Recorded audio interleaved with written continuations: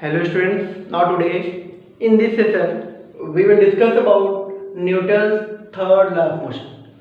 First of all, we will start from statement. According to Newton's third law of motion, to every action there is always an equal and opposite reaction.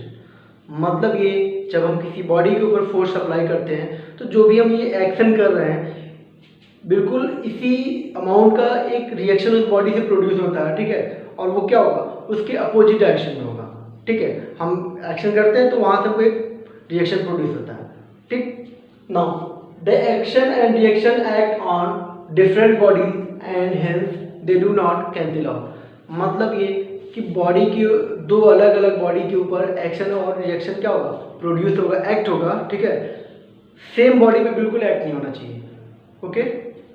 Now, when two bodies interact with each other, the force exerted by the first body on the second body called action is equal and opposite to that exerted by the second body on the first body called reaction.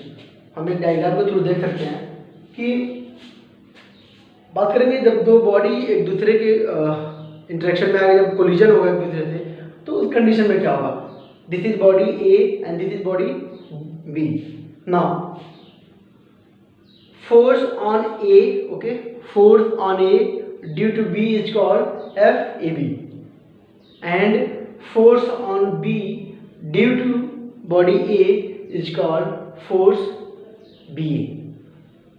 अब ये जो force हम FAB कर रहे हैं और FBA बोल रहे हैं, ये क्या होगा, दोनों एक दूसरे के इक्वल होगा, बिल्कुल है ना। अगर हम डायरेक्शन की बात करें, इसका डायरेक्शन इधर है और इसका डायरेक्शन इधर है, तो ये जो नेगेटिव सिंबल वो बता रहा है कि दोनों का डायरेक्शन अलग अलग है और ये बता रहा है कि वो इक्वल है, ठीक है। तो हम इस एक्सप्रेशन को as Newton's third law of motion हम यूज कर सकते हैं, ठीक ना। Where FAB is the force on body A by body B and FBA is the force on B by body A. FAB, AB means force on A due to B and FBA means force on B due to A. Now अगर हम बात करें यहाँ से तो एक चीज वो समझ में आ रहा है कि we can say Newton's third law of motion gives nature of force, okay. Newton's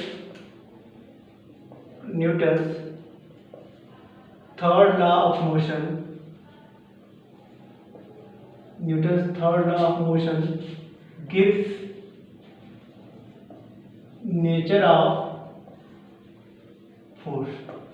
body A और B आपस में अगर कोलिजन हो रहा है तो force on A due to B and force on B due to A, अगर हम इन दोनों फोर्स की बात करें तो ये कैसे हैं, एक दूसरे के अपोजिट हैं या जो भी है, वो कहीं ना कहीं इस थर्ड लॉ ऑफ मोशन से डिफाइन हो रहा है। तो हम कह सकते हैं कि Newton's third law of motion gives nature of force. Now we will discuss some examples. Pushing a ball, motion of a boat moving away from the shore. बात करें अगर हम एक बोट को अगर एक साइड से एक एंड से हम दूसरे एंड की तरफ ले जाना चाहते हैं तो जैसे हम वाटर को क्या पीछे की तरफ पुश करेंगे, जो भी हम एक्शन कर रहे हैं इसकी वजह से एक रिएक्शन हमें बिल्कुल आगे की तरफ पुश करेगा, उस बोट को आगे की तरफ लाने में हेल्प करेगा, ठीक है. तो ये Newton's third law of motion पे ही बिल्कुल बेस्ड है. Motion of boat in water, okay. Motion of rocket, catching a ball, ball को हम जब कैच करने के लिए फोर्स हम आगे बढ़ाते हैं, जो भी फोर्स अप्लाई कर रहे हैं, तो कैच करने के बाद हम उसको थोड़ा एक रिएक्शन में कहीं ना कहीं हमारा हाथ हल्का सा पीछे की तरफ आता है, तो हम बोल सकते हैं कि catching a ball is also example of Newton's third law of motion. Motion of man on ground, all are examples, all are applications of Newton's third law of motion. So these are examples and this is statement. To every action there is always an equal and opposite reaction. Okay, thank you.